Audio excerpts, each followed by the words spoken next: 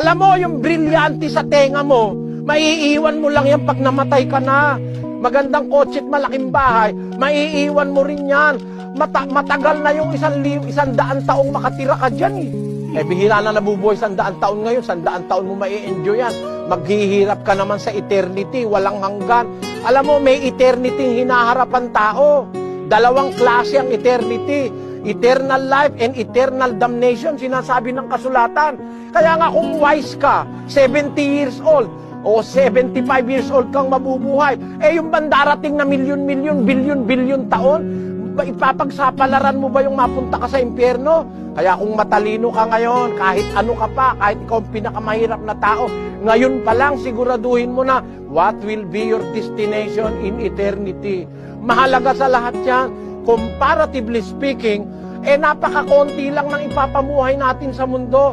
Pero sa eternity, napakahaba. Eternity nga yun kaya lang ang mga tao ngayon, hilig na hilig sa lupa. Yung pagkakaabalahan niya ng konting panahon, titirhan niya ng konting panahon, doon siya abalang-abala. Kung minsan, di na nga siya makabasa ng Biblia dahil para kumita lang siya ng 5,000 a month.